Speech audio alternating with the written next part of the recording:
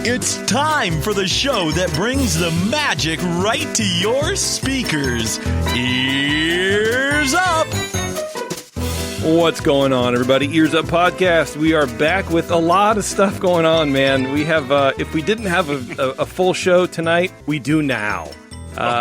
Just as of yesterday, or maybe it's the day before, I can't remember. Time is meaningless in the Disney news sphere. But the Disney company released a lot of information this last week about what's happening across its plethora of arms of business. So we're going to talk a little bit about that, after our main segment. It depends on how long that goes, but definitely going to be running through a lot of it in the secret show tonight. If you are listening live, it is a secret show. The link is already in Patreon, so that's cool for everybody involved. I don't have to do it here, at the break or whatever.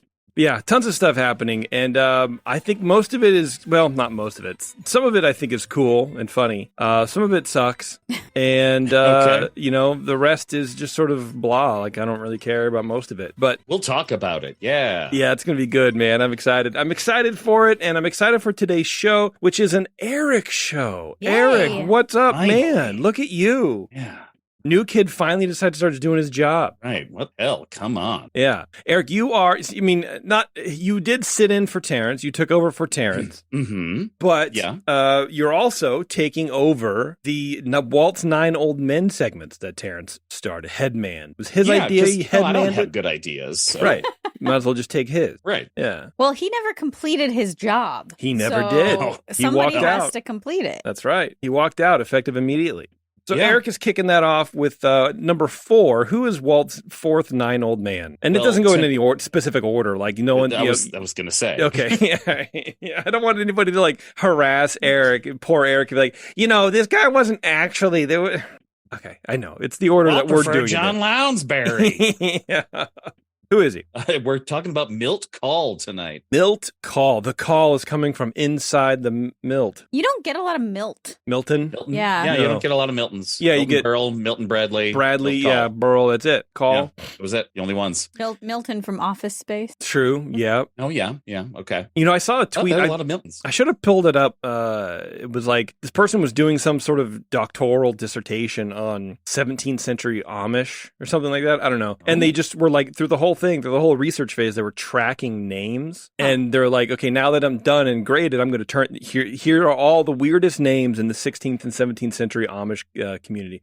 Maybe we'll go through that in Secret Show. Ooh. We'll pick our new Amish name. Interesting. Yeah. All right. By the way, I'm just sitting here casually with my knee up on the desk, just chilling. Yeah, you're Yeah, just I'm feeling just cash posing. tonight. It's Friday. Yeah, Yeah, why I'm not? like Aristotle. I just have a robe and I'm just leaning against a bush of oregano, saying weird, cool, prophetic stuff, and That's people are like, "Ugh, Like who's the this most lunatic?" Greek you've ever been. It's true. Yeah. Wow. All Good right. point. I We're feel- not looking up your skirt. It's fine. Yeah, it's a tunic. I feel weird about it. I don't know. I feel weird that I'm so casual because the camera's on, but I don't care anymore. I don't care anymore. Maybe I'm too old to care. Or maybe you just gained confidence and you don't care. Yeah, I don't know. I gained something, whether it's years or wisdom. The real test is what happens when you go to the gym and you take a shower. Do you just walk around naked for a little while afterward? Talk to other men, other old adult men? I try to give them pointers actually on how to wash, but Oh, okay. they don't seem to. I got too many fights. I got kicked out of all the gyms in the area, so now I just work out at home. Yeah, but I go, bro, you missed a spot. Come here, let me help you. There Doesn't you work out well. Doesn't work out well, but that's fine. Whatever. They're going to be dirty in certain spots, and I'm okay with that. I've let that go. go. Okay. Can we let Wisdom. it go now? Yeah, I'm sure we can. Absolutely sure we can. Okay, before we start the show, I do have a couple of announcements. Number one, you go to patreon.com/earsup and support our show for as little as $2 a month. You can get, you basically just get these shows and some other special content like the after hours from Puny Pod, which RGH just finally sent to me, but he's busy or something. I don't know. And so I'll post that on Patreon this weekend. I mean, honestly, probably Monday or Tuesday. So that'll be up there. But for $5 a month, you get the secret show. It's a whole bunch of other stuff you get as well. I think Supreme Resort guys send me stuff, but I haven't gotten that either. So Yeah, I've got who's to two say? that I haven't finished editing. The usual. The huge. It's fine, man. Our Patreon people are cool. They understand. They're going to get the content eventually. There is a new option somehow. This other show I follow said that you can sign up now for a year. Oh. become a year member and you get like a little discount. I don't know if anybody would be interested in that. That's kind of cool, I guess. Yeah, I don't know. Let me know if it's something that people would be, because usually I don't like paying up front for like a term of thing. Yeah. But see, and I do. If I can afford it, I do, because you're always going to save money. And so like it's an upfront cost, but then you don't have to think about it again for a year. And I kind of like that mentality. The way I go, it's like, if I'm going to save $50 in a year, I'm never going to know it. You know what I mean? Unless you're taking that money and going, okay, here's this $50. It's going to go towards this or whatever. I don't know. It's all just doesn't matter to me. I'd rather just have access to the money in case something happened. I don't know. Interesting. Yeah, so I don't know. Let me know. But also something else in related to our official travel partner, Concierge. I think it's time to announce finally that Taryn and I, along with Alice, unfortunately, are headed back to Disneyland. Still my heart. I know. Yeah. I finally twisted his arm. Erik is clenching his pearls as we speak. Yeah, we're going to go back after Taryn's birthday for a late birthday present. So it'll be in January sometime. But we finally figured out that, okay, we should probably go back to the park. I don't really want to for myriad reasons, but I'm going to do it anyways. Taryn desperately wants to go. And it's going to be interesting. So I contacted Jimmy over at Concierge to make him do more work for me. But this is work that he actually gets paid because he also works for Concierge. So very true. Yeah. So I don't feel bad now. So I said, Jimmy, I demand you to do more work for me. And he, saluted me and said, yes, sir. Well, and I personally think we've picked like the best date that we could have possibly chosen. Tell us your theory about that. Because, so the Disney Run is coming back to Disneyland. Excuse me, it's called Run Disney? Okay, yeah, you're right. Run Disney is coming back for the weekend of my birthday. So January 12th through 14th, 12th, 13th, and 14th. And so if we go on the 15th, or actually we'd probably travel on the 15th, go on the 16th, who's going to be there? Who's going to be there? Who's going to the parks on a Tuesday after Run Disney? Everybody's going to Run Disney. And so I think we're going to have a good... I guess. I think I like your logic. I think, post-COVID or now, during COVID, I don't think those logic attacks work so well because I don't know. I feel like it's so hard to gauge. Who knows what's going to happen? I feel like the parks are just always busy. But this is the first Run Disney at Disneyland in So you're thinking everybody's going to save up the time to go there instead of the weekend. Okay, I see what you're saying. Instead of the casual. Mm-hmm. All right. Okay. Well, I like it. I think that's cool. So anyway, so I contacted Jimmy and I was like, look, here's what we're looking at. I don't have solid dates yet, but we'll get some prices or whatever. And he said, that's fine. The pricing for January doesn't open up until like late May of this year. Okay. So we don't really know how much it's going to, cost or whatever. But, he's like, do you want park? It was interesting, and Concierge, being our travel partner aside, it was kind of interesting being on the other side of, not the other side, but being just like asked information and then not worrying about it. Yeah. Where he's like, okay, well, how many days are you going to go? I was, I don't know, probably 3. He's like, do you want a park hop? Yeah, we do. I think we want a park hop. Oh, yeah. And then he's like, yeah, you have to wait. You pay $200. I was like, good, because we haven't saved up anything for it yet. So it's perfect. And he's like, well, the good news is you just pay $200 and then you don't have to pay till December. I'm like, oh, that's cool. You can kind of just like wait for it a little bit. And so we're gonna figure that out as soon as he gets back with pricing. The one thing I did, and I know I'm talking about never going back to the parks, and I still feel that way for a little bit, but I've talked a lot about COVID and COVID protocol, so we will be those people wearing masks. That's just what we're gonna do, and I don't care about it. But the other thing is, I wanted a hotel room that we can not have to share ventilated air. Because if you're wearing a mask in the park, and then you go back to like the Disneyland hotel and you're sharing air with everybody, what's the point? You know what I mean? So I told Jimmy that I was like, this is what I'm looking for as a hotel. So I gave him an extra task, not just find me a cheap hotel and here's the area, but like a detailed, hey, this is an important factor and I want you to do some legwork for me, the customer. And it was kind of cool. He's like, yeah, maybe like a Residence Inn kind of thing. I said, yeah, something like that. He goes, okay, cool. I'll check it out. So that's just kind of the level of stuff that you can do with Concierge. Mm-hmm. Yeah. So he'll get back to me. I don't know what that's going to entail, but that is definitely, definitely us. So if you're going to be in the parks in January, come say hi. We'll be around. Mm-hmm. I haven't navigated yet. I haven't chosen how to navigate eating and drinking yet. I'm still there. This is going to be a long road for your boy, but I'm going to try. Well, you have several months to figure this out. I know, but it's just, I don't know. It's just a thing. Yeah, it's something in your head, and that's fine. And I think what will help is that that part doesn't concern me as much. So I feel like I will, and I mean, kind of like with the whole Disneyland thing, I'll just have to twist your arm and be like, "Are you going to eat?" And I'll say no. I'm not hungry. Okay. RGH is in the chat, and he says you'll be far from alone in masks. I would say more than 10% of guests were in masks this week. He's in the park right now. Yeah. So that's cool. I appreciate that. A whole 10%. More than 10%. That's like me at work. Yeah. Except it's 1%. You're the 10%er. So anyway, there you go. I'll keep you guys posted. I think it'll be fun to sort of talk about planning and how we're going to navigate the parks. I'm going to do a little video. I think I say that now, but I probably won't, but I'm going to try. It's like what it's like to come back to the parks. We haven't been since pre-COVID. I don't know how much is different, but I think mentally for me, it's going to be very weird. Mm-hmm. Fun. Be fun stuff. I'm excited. Yeah. I can't wait. I know I'm going to cry as soon as I walk in. Of course you are. You're probably crying thinking about it right now. Not right now. Excuse me, I got to go in the bathroom. I did cry thinking about it one time, talking to my therapist. I was like, I think I'm too emotionally invested in a place. Yeah, probably. That's what I've been trying to tell you. But whatever. Yeah. But somehow it doesn't resonate unless you pay me $150. She just told me it's a place that I feel safe. And I was like, you're right. I do. Well, you got a podcast about it, so yeah. I mean, there's that. a financial aspect as well. I mean, if you want to feel safe, like we could get an extra large dog crate, and you can just be locked in the dog crate. Emotionally safe. Oh, I don't know what that means. It's a place where I don't have other responsibilities that I usually have in my life, and it feels real good. Psych. You got to take care of me.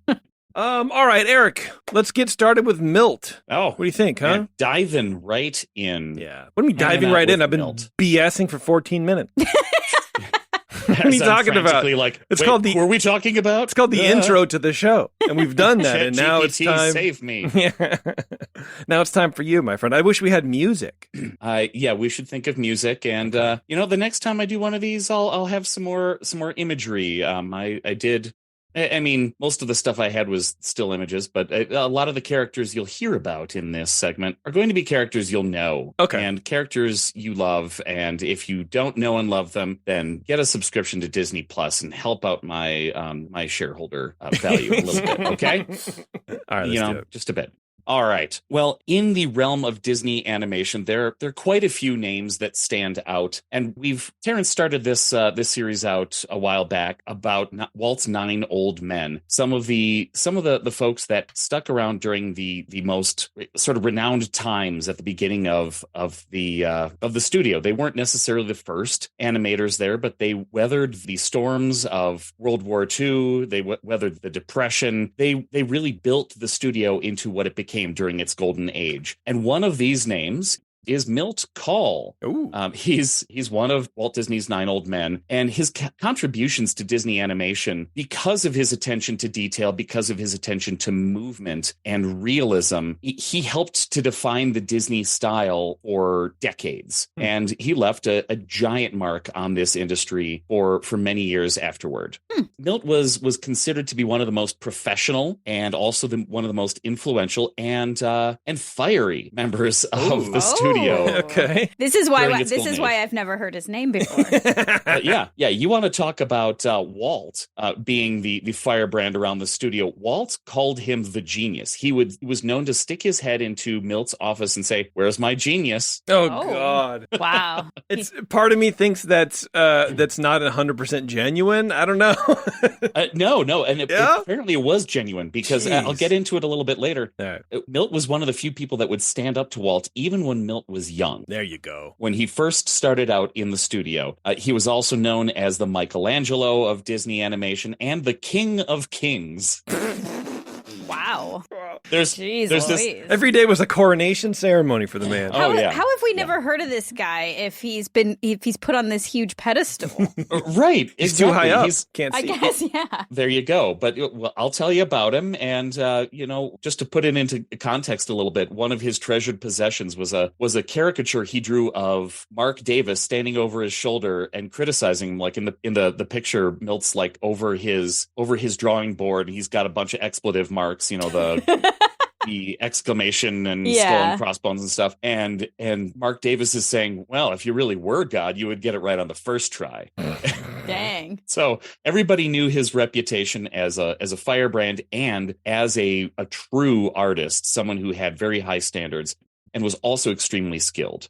But let's go all the way back to when Milt was born on March 22nd, 1909 in San Francisco. Oh, local boy. Yeah. Wow. Yeah. Wow. He San loved to Francisco draw. was like a mess back then, too, because that was right. It was like 3 years after they did the Yeah, it earthquake. was not rebuilt yet. Oh, okay. Well, Crazy. he wasn't a wealthy kid. His family wasn't wealthy. His dad held many jobs. And really, Milt just grew up loving to draw. He drew motorcycles and things that he liked. And as he put it in one interview, yeah, I tore the paper up a lot. All right. Same. But when he was a teenager, his father abandoned his family. Oh. And Milt, as one of the older kids in his family, dropped out of high school to get a job and support the family. So he went to work for the Oakland Post-Inquirer. That's still around? The Inquirer. No, it's the Examiner. Some rendition of it, I think, is. I don't know if that's exactly what it's called. The Oakland anymore. Post-Inquirer. No. Okay, well, they were around then, and he soon became an art professional. He drew, he animated as part of his work. Once art became his job, he lost interest in it as a hobby. Of course, that is exactly what happened to me. As soon as I started doing design for work, I'm like, oh yeah, I don't really like this that much. Right. After I spent years loving it. Exactly. But he had the skills from doodling as a kid, and he learned more skill as he went. So while he was working for the paper, he met Ham Lusk. Ham? His name was Hamilton, but of course, as things go, you just call him Ham. Right. Ham and Wilt. Got him. Ham and Milt. Milt. Yeah, Milt. there you go. Sorry, wrong word. There you go. But yeah, Ham was another animator who would become one of the 4 young men of Disney animation, which is totally a different series we'll have to do when we're done with the 9 old men. Right. They were some of the original Disney artists that actually stuck around after Universal bought a whole bunch of Walt's animators away from him. But he met Ham, formed a friendship. They bounced around between different animation and art jobs for a while. And during the Depression, Ham had landed at Disney Animation and gave Milt a call. So on June 25th, 1934, he became a Disney animator. He first started out as an in-betweener on Mickey's Fire Brigade, the short that aired in 1935. Do we need to go back to what an in-betweener is? I can't remember how much parents... Can you remind me? Oh my God, who doesn't know that? Of course, duh. But yeah, I'm sure a lot of people don't understand the way animation worked back then. You had the main animators, and they would design the characters, they would direct the gags in the short, the storyline of the short, and they would do the major sequences. And they would draw 10 images and say, okay, these are the beats we need to get to. And to improve production, this was one of these innovations that Walt put out there, was to have other people draw the frames in between. So you had your major artists framing the entire thing and drawing these segments in time, and everybody else would fill it in so that it would look smooth. Okay. So at least you had these frames that were major, and then the in-betweeners did all of the motion that went on. So in some ways they were copying what you did. So they had to have some skill in drawing so they could at least keep up the same design and not make it look like a child drew things in between really nice stuff. Yeah. But they also had to translate that motion as they went so that you would get the sense of realism, the sense of movement in between the major components of the shot. So he started out as an in-betweener, and the following year they recognized his talent and they moved him up to a full animating job on Mickey's Circus. He did a bunch of shorts early on, like The Silly Symphonies, Ferdinand the Bull, The Ugly Duckling, and he stepped up to a junior animator status on Snow White in 1937.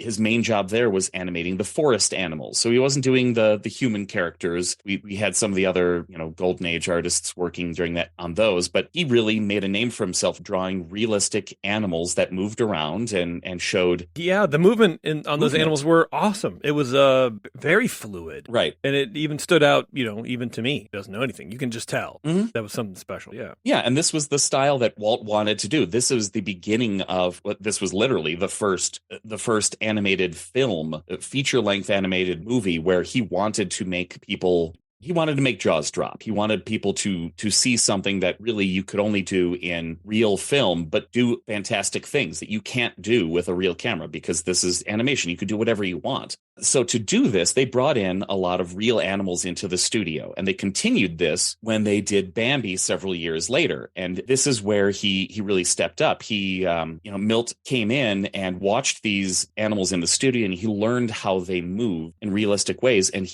through that study, he could just create characters out of his head. There was a very popular technique at the time where they would film characters. They would film people moving around and dancing. They would film animals walking around, and a lot of the artists would lean into that practice and use those stills to make animation. So they'd kind of not really trace over it, but in a way use those exact movements. They take specific frames and transfer them into art and into animation.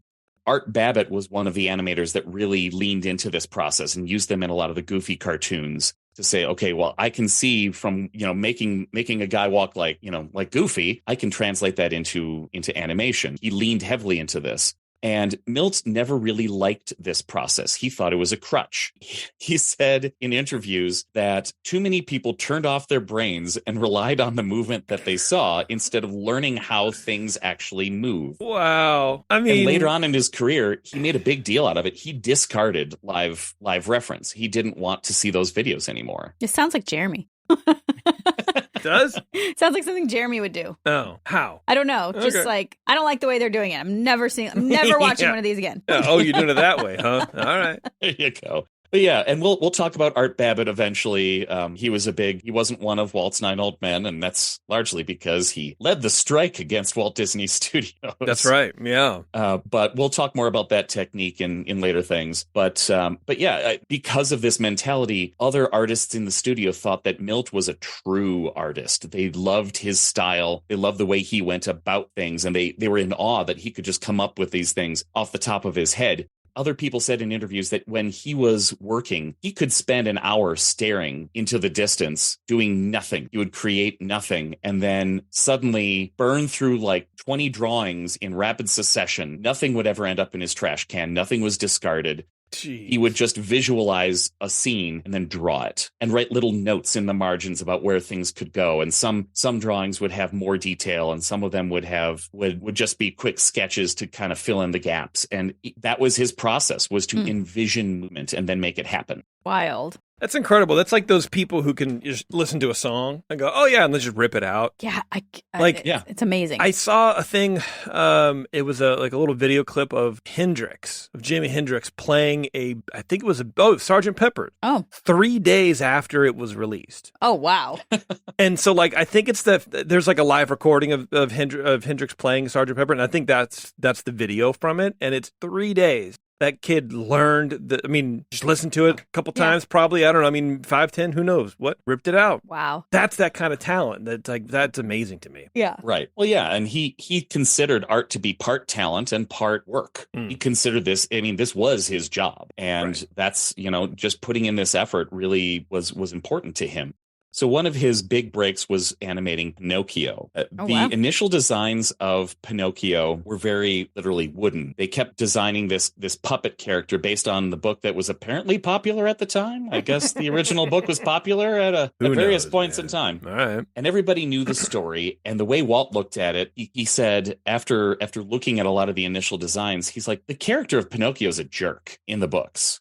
And the way they animated this character in the early tests, he said, yeah, he's unlikable. His character is unlikable. His design is unlikable. People aren't going to no one wants to engage with this. So he scrapped the entire project, months of work, and made the animators start over again, which is crazy. That's a huge amount of money. This is still in Disney's golden age where everything takes years to produce and millions of dollars to make. And Milt, who had already gained a reputation as a brash and outspoken critic of other artists in the studio. Oh, good. He's one of those guys that's too talented to fire, but and also too talented to get away with stuff. Right. Yeah, man, it sucks. Right. Yeah. So they redesigned the character, tried to make him look more likable, and he said, all of this is crap. Oh, boy. And guess who the director of the film was? One of the two art directors of the film was his old pal Ham, who said, you draw it. Oh. Wow.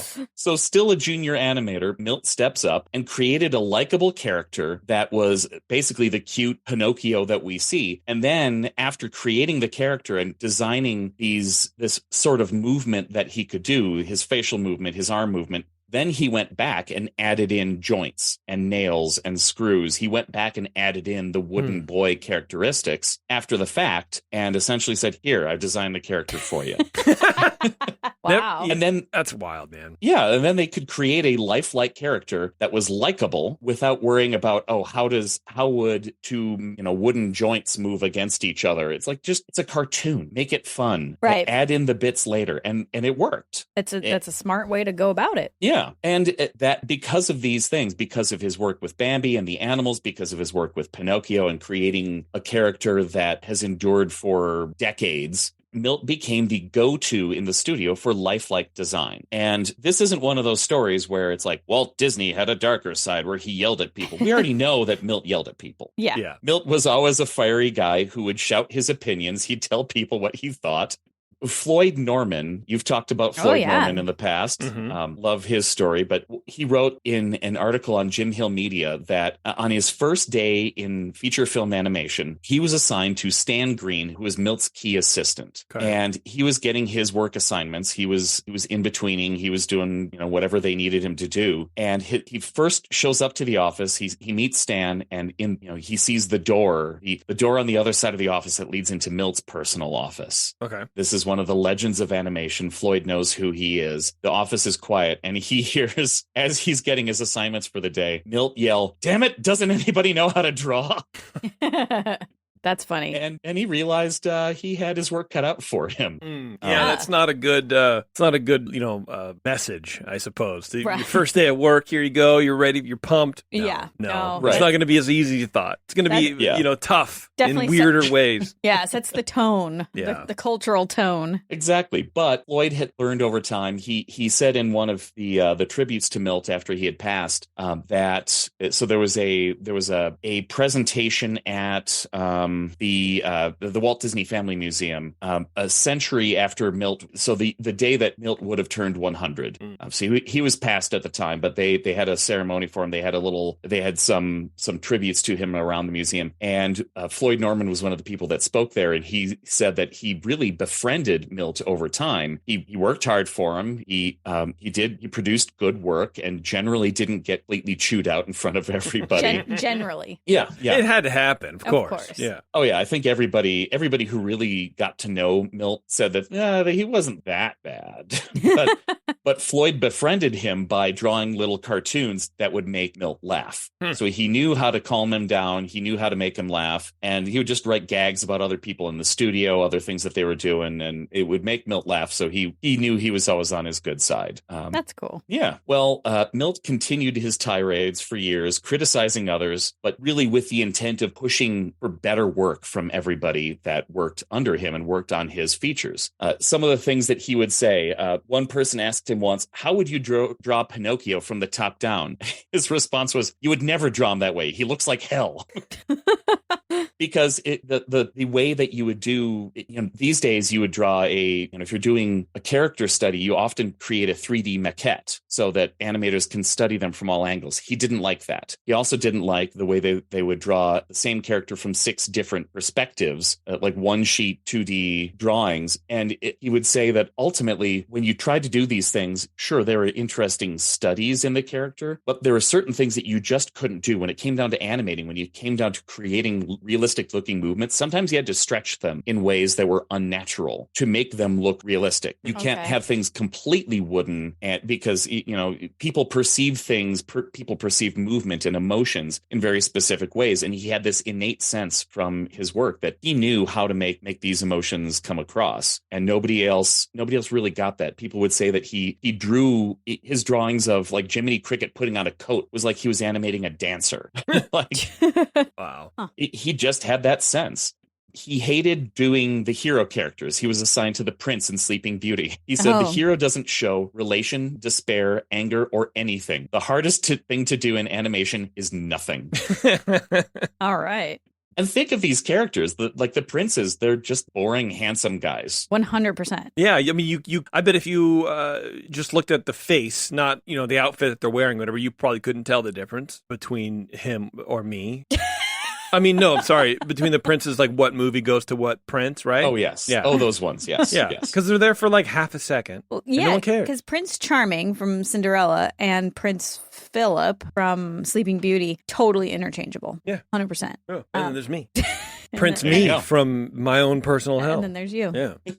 He animated Alice, a lot of scenes of Alice. He never finished most of the scenes. He would just start them and somebody else would finish them. He didn't like animating her because he didn't like her story. He liked the Lewis Carroll book. Yeah, her story's dumb. But ultimately, he's like, her only motivation is I want to get home. Yeah. And he didn't like that.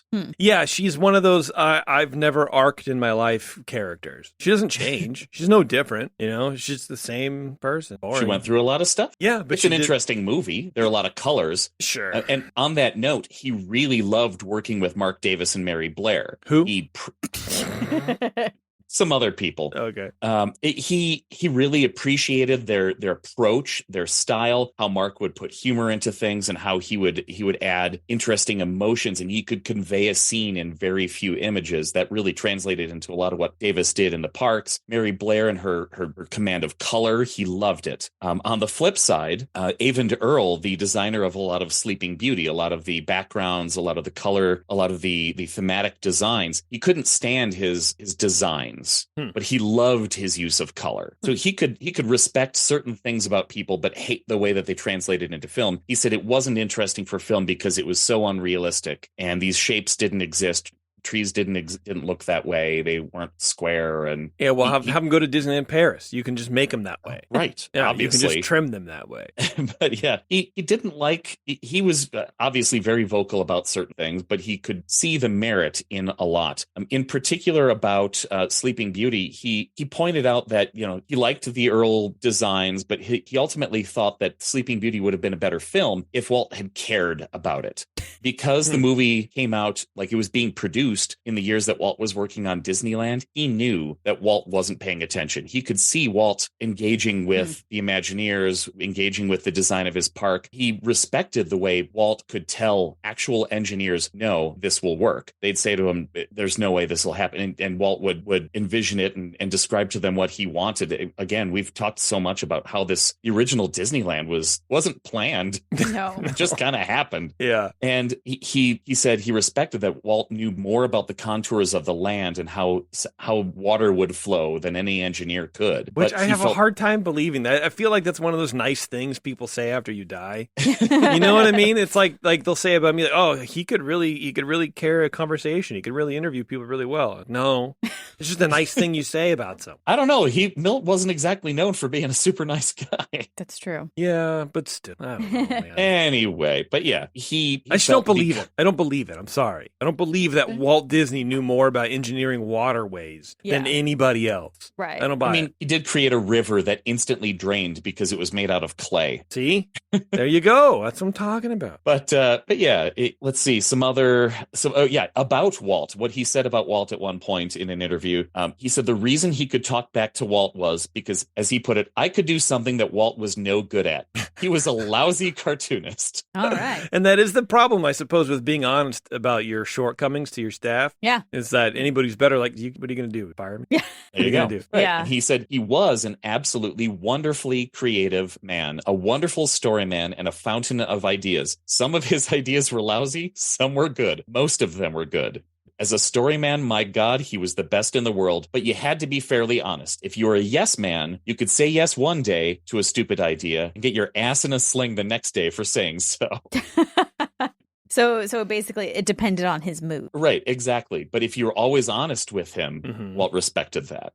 So yeah, that was the way he approached working with Walt. Let's see. So I'm going to run through a bunch of the characters that Milt designed and either designed or had a major or did the full animation in the feature for. Actually, let's take a break. Okay, We're let's gonna do take that. a break real fast. Get you something to drink, get me something to drink, and we'll be right back here in Ears Up. Hang on, everybody. Don't go anywhere. We'll be right back.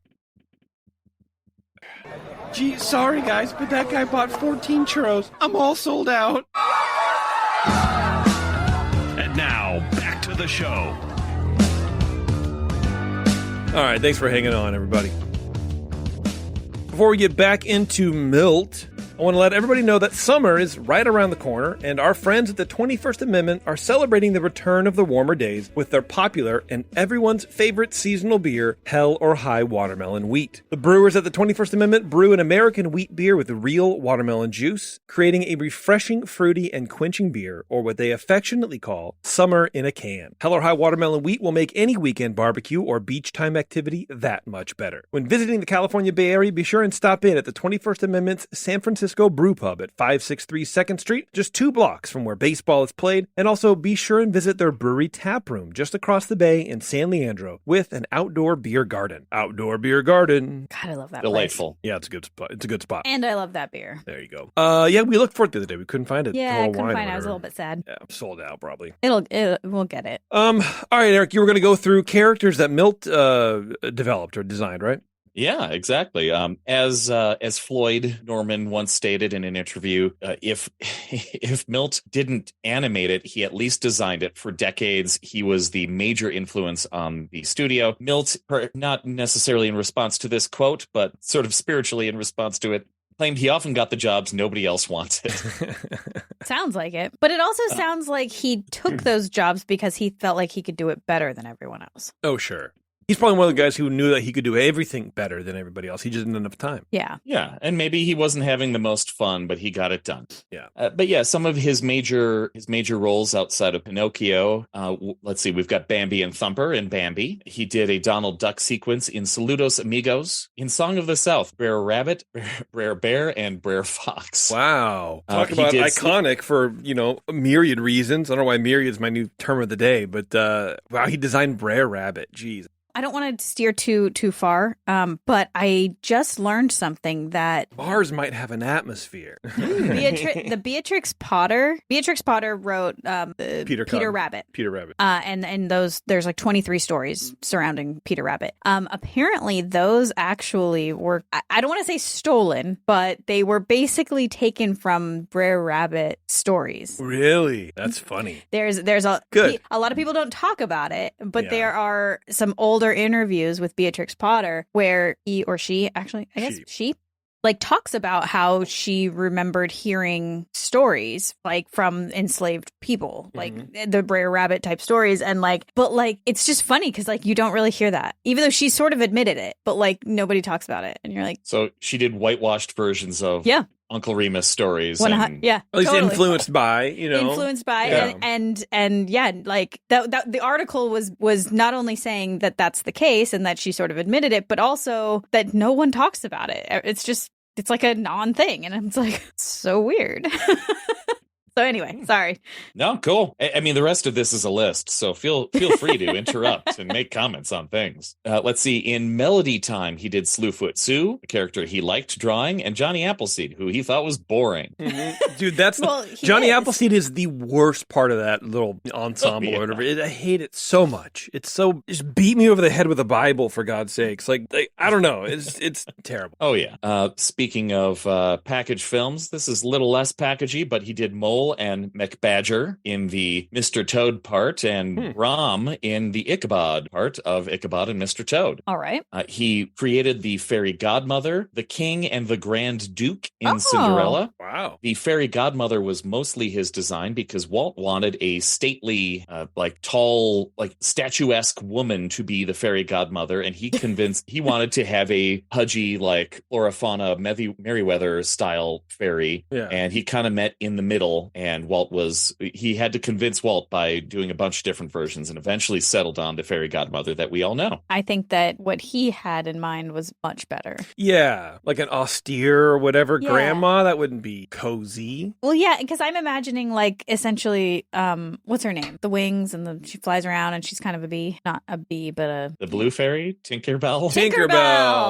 Tinkerbell, yeah. Like that. I'm imagining that one. Tinkerbell, but in a dress, being fairy godmother. And I'm like, nah. Yeah. Like I mentioned, he did a bunch of Alice scenes. He created the designs for Peter Pan, Wendy, and the rest of the Darling family. Jeez. Wow. Wow. He was the lead animator for Tramp in Lady and the Tramp. Okay. All right. He, as I mentioned, he was Prince Philip, but he also got to do King Hubert in Sleeping Beauty. All right. He did, for 101 Dalmatians, he did Pongo, Perdita, Roger, and Anita, and lots of other dogs. Yeah. I bet. For Sword in the Stone, he designed Arthur, Merlin, Ector, Kay, Bart, and Madame Mim, who is one of his favorite characters of all time. Oh, yeah, she was great. Well, and so I gotta say, like, it seems even more for his resume, I guess. It puts him even on a bigger pedestal that he didn't necessarily animate these characters, but he designed them. Like, it's almost more important to design these characters than it is to be the one to animate them. He's the one that made them what they are. Yeah. It's Oh, wild. yeah. And I'll get into that in just a little bit here when I finish up my list. But yeah, that was it, like, that really sets the tone for everything, Mhm. right? Jungle Book. So he did Kaa, Mowgli, Bagheera, King Louie, and Shere Khan was a character that he animated fully. Jeez. It widely considered by lots of other Disney animators to be his crowning achievement. He designed Tigger. He Wow. did Tigger in Winnie the Pooh and The Blustery Day, and then the subsequent, the next two films that Tigger was in. He designed many of the characters in Aristocats, not only the cats, but the humans. Everybody wants to be designed by Milt. There you go. And I won't list all those because I No one don't know knows. any of those character names. Yeah. I don't watch that movie time. It's Can't bad. wait for the live action. It's terrible. Yeah. Robin Hood, Little John, Maid Marian, Lady Cluck, and the Sheriff of Nottingham. Wow. And the last character he fully animated was Medusa from The Rescuers, one of his favorites, just like Madame Mim, an over-the-top villain character. He loved the design, he loved her interesting movements and her motivations, and he used zero live-action guides to creating her. He just threw. Incredible. Cool. What Yeah. incredible talent. Yeah. I get excited when I throw the end of a strawberry in the garbage can from 12 feet away. You know what I mean? When I sink it, it's like, yes, that's what I'm doing today. That is the best thing I'm going to do today. Sweet. Yeah. Yeah. You This goes over still talking about it. Yeah. So Ron Clements, one of the directors of The Little Mermaid, remembered working with him in the 1970s. He compares Milt to the Simon Cowell of animation. Okay. Yeah. Sounds about right. Sure, man. Andreas Deha, the lead animator for Scar in The Lion King, developed a relationship with him as well in his later years. He remembers him mostly after Milt had retired because he kind of sought him out. He had met him during his final days at the studio. And he says that once Milt was out of the studio, he was less critical, he was less fiery, and he freely shared his work with Andreas, and he would give him pointers on his designs and on his technique. He really helped him improve. And Andreas has a ton. If you seek out Andreas Deha, that's Deja, I hope it's Deha. Seek him out and seek his blog out. He's still putting out posts once or twice a month, and many of his posts are about Milt, and he has tons of sketches from Milt's archives. Wow, that's and cool. is potentially working on a book. Nice. Milt's philosophy of animation, he said in an interview once, realism isn't wooden. It's the people you have doing it. I didn't just follow live action that closely. Later on, I was fortunate to have my own way in these things and didn't use live action at all with Ector and Kay in Sword in the Stone. They're a lot better. On The Rescuers, I didn't use any live action on Medusa. I worked awfully hard and have studied how people move, and you don't have to use reference then. Observations of people movement, how muscles are involved, balance, weight. It's something you just learn. I could animate an animal from how it has to move. Yeah, he's more interested in the motivation for the movement rather than how it moves in the real world. Mm-hmm. Yeah, which is funny because you watch Sword in the Stone and all those characters sort of lumber. Yeah. You know, nobody's graceful. Maybe Merlin, but he's a little bow-legged, so he kind of just like hops he's along. Kind of bouncy. And, yeah, but like, you know, Ector stumbles, Sir Kay stumbles, you know, Wart just sort of bounds along like a little rubber ball. I don't know, the movement is very purposeful, I suppose. It's weird. Yeah. Yeah, and that was his style. People sometimes described his method as like shaky head because everybody's a little bit bouncy in some of those later features. Well, over time, Milt saw a change in the studio. He said about the early days, thank God we had Walt in those days. Nobody was really the director because Walt was the director. Because at that time, even though you were the director, mostly what you did was develop storyboards, develop character design. You kind of cut people loose. But Walt would tell you if he liked it or if he didn't, because it's not like a movie is filmed or a TV show is filmed normally with live action, where you get hundreds of hours of film and then you cut out the parts you want. With animation, you don't have time for that. You have to be purposeful. Yeah. Every second has to count. Yeah.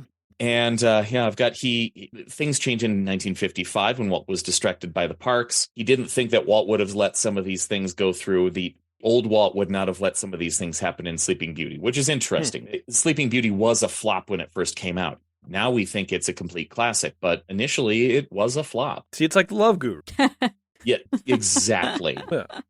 Well, after Walt died, the artists were no longer the lead directors of animation. Directors came in to tell people how to do things, and the animators were more workhorses. Over time, they kind of lost that godlike status that they once held, where they were. Floyd Norman was terrified of meeting one of his legends, Milt Kahl, in the flesh, and that's because they weren't running the entire show anymore. And then eventually, as we've talked about before, animation itself waned in status, and the studios weren't what they once were. And in 1976, he told Ron Miller he wasn't going to do it anymore. It wasn't fun anymore, and he left.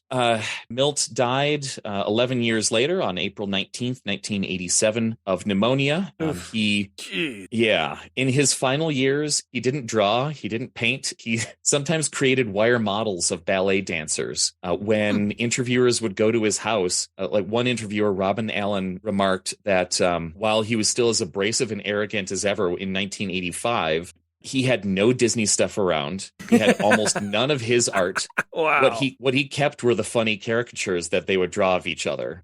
At that time, he was more into boats, vintage cars, and these little wire models of dancers that he thought were fun. Wow. He loved going to the movies, but not necessarily art. Yeah. The Disney caricatures were probably the point for him. Everything else was a job, but that was camaraderie. Right. Yeah.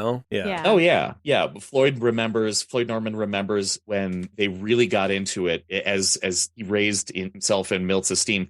They would shout, they would just yell at each other, insults across the hall, like, you couldn't draw your own ass.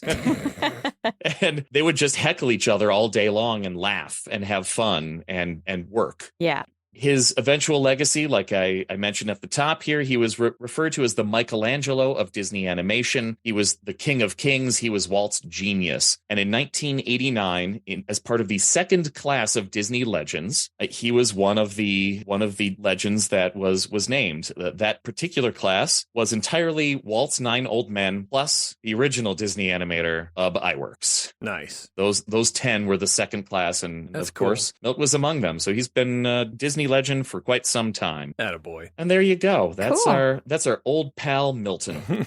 Nicely done. Awesome, Eric. Good job. Nice work. Okay, we are running up against the time clock for running into the secret show, but we gotta talk news. Back to the newsroom on In Depth. Whoop. Wrong bug. Sorry. Wrong bed. Wrong. I'm a professional. Where is it? There it is. March in the past, present, and future with all the news that's fit to cover. It's the EarzUp Disney News.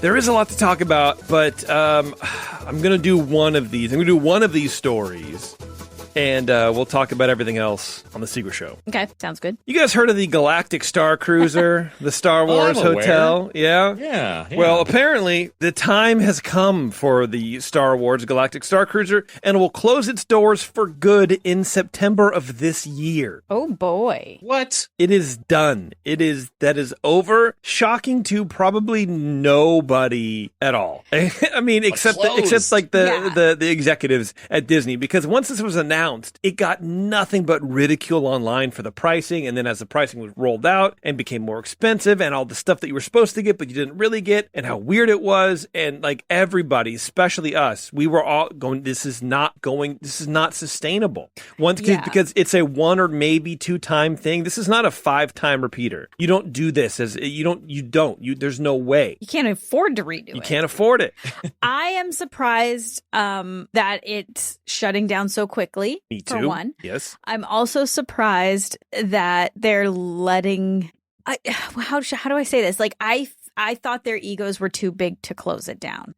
Yeah, I thought maybe for sure we would get some sort of like, reduction in price, reduction of what the thing is, maybe not a 2-night thing, but make it a normal immersive hotel or do something like that. Yeah. But I mean, they're probably not going to demolish it, but they'll No. just make it something else. But there's only 100 rooms in this place. Right. Like, what will it be? I don't know. Maybe it's going to be part of the Walt. What is that? The Walt Disney World or Walt Disney Vacation Club? Maybe it could be part of that. Yeah, I mean, probably. But it's weird that they're going to kill the whole thing. So all those people who got hired for this, that's it. They're not going to have jobs there. Yeah. And it's very much an admitted failure. You're admitting failure. Right. And that's not something they normally do, which is why I thought, like, that announcement when you told me, jaw just dropped. Me too. When I saw it, I think it was on Discord. Someone dropped it on Discord. It's like, what?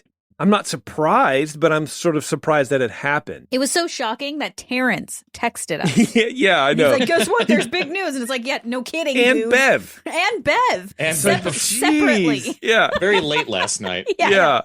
And it was weird because, it was one of those things when, like I said, when it opened, we were sitting here going, you'll go once, maybe twice. That's it. There's no repeatability for this. That's the flaw. But Well, that, and I don't even think they got people to go the once and twice because it's just too expensive. It's asking too much of your patron. Disney World is shutting down the Galactic Star Cruiser, the immersive Star Wars themed hotel that cost around $5,000 for a 2-night stay. In an update on Disney's website, the company says the Star Cruiser will host its final guests from September 28th to the 30th. Quote, "We are so proud of all the cast members and Imagineers who brought Star Wars Galactic Star Cruiser to life and look forward to delivering an excellent experience for guests during the remaining voyages over the coming months," Disney's update says.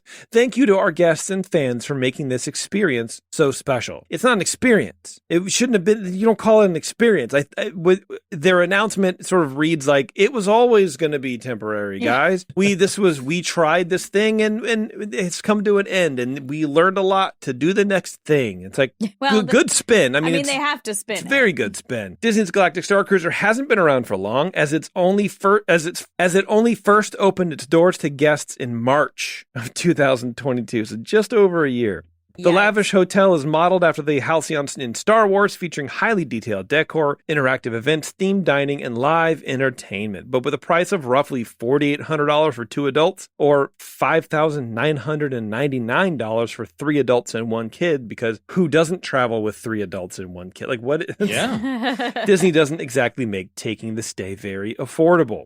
In March, Disney announced that it would start scheduling 2 bookings per week in October, down from its typical 3 to 4 week booking. Yeah. What does that mean? I'm a little confused by that.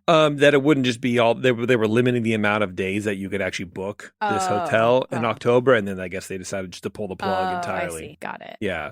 According to Disney, the company will contact anyone who has bookings on or after September 30th to, quote, discuss your options and modify your plan. I like how we'll contact anyone who has booking. Either you do or you don't. Like, either you know that people have bookings or they don't. I bet nobody has bookings. Yeah. Well, I like the options. Yeah. Yeah. What options? Right. Give me my money back. Yeah.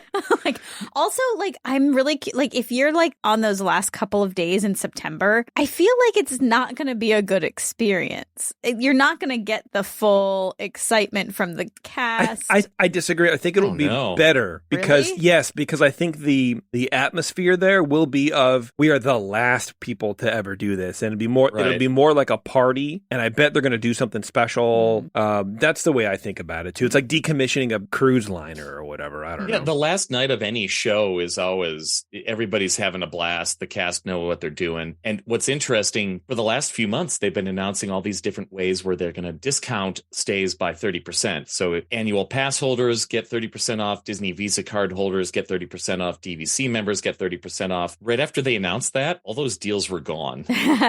Yeah. So September's back up to full price. Oh, absolutely. Absolutely. The company is also pausing new bookings until May 26th while it takes care of affected guests. There you go. All right, cool, man. All 2 of them. So there's that.